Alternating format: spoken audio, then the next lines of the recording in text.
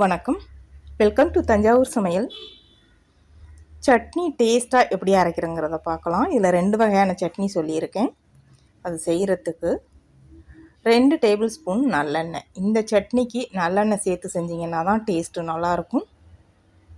இதில் 1 table spoon கடலைப்பருப்பு மிதமான சூட்டில் வச்சு கருகாமல் வறுத்துக்கலாம். இது நல்லா இந்த அளவுக்கு வறுத்ததுக்கு அப்புறம் இது கூட 10லேருந்து 12 பல் பூண்டு கொஞ்சம் நல்லா எண்ணெயில் வேகட்டும்.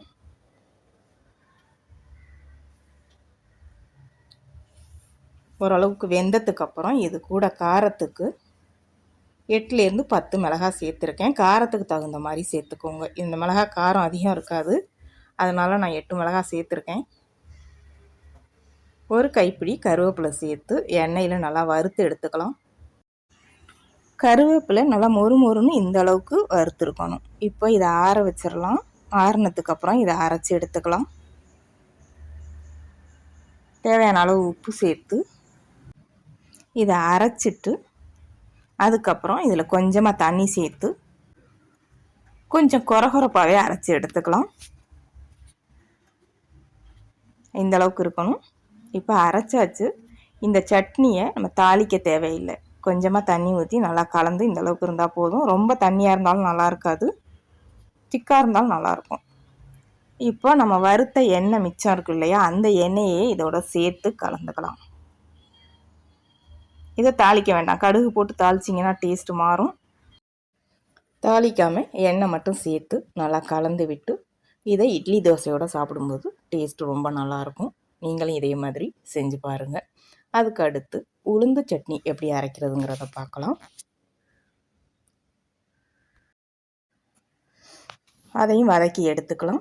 2 டீஸ்பூன் எண்ணெய், கடலெண்ணெய் அல்லது நல்லெண்ணெய் எது வேணாலும் சேர்த்துக்கலாம்.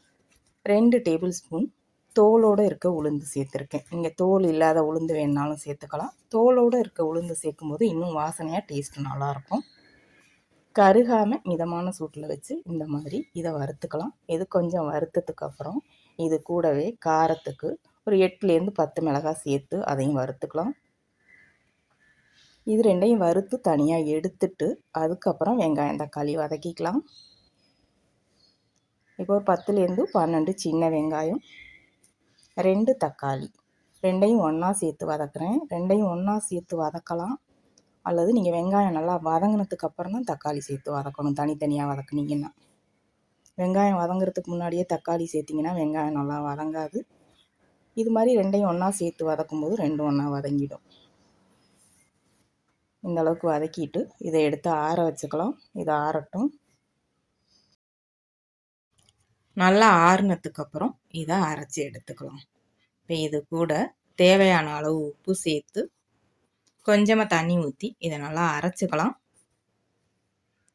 அரைச்சதுக்கப்புறம் எந்த அளவுக்கு தண்ணி தேவையோ அந்த அளவுக்கு தண்ணி சேர்த்து நல்லா கலந்து உப்பு காரம் சரியாக இருக்கான்னு செக் பண்ணிவிட்டு தாளிக்கிறதுக்கு முன்னாடியே தேவையான அளவு தண்ணி ஊற்றிடணும். தாளிச்சதுக்கப்புறம் ஊற்றுனீங்கன்னா டேஸ்ட்டு நல்லா இருக்காது. நம்ம எப்போவும் சட்னி தாளிக்கிற மாதிரி எண்ணெய், கடுகு, கருவேப்பிலை சேர்த்து கடுகு நல்லா பொரிஞ்சதுக்கப்புறம் இதை சட்னியோட கலந்து எடுத்துக்கலாம். அவ்வளவுதான், நம்ம சுவையான உளுந்து சட்னி ரெடி ஆயிடுச்சு. நீங்களும் செஞ்சு பாருங்கள். வீடியோ பிடிச்சிருந்தா வீடியோவை ஷேர் பண்ணுங்கள். தஞ்சாவூர் சமையலுக்கு சப்ஸ்கிரைப் பண்ணுங்கள். தேங்க்யூ.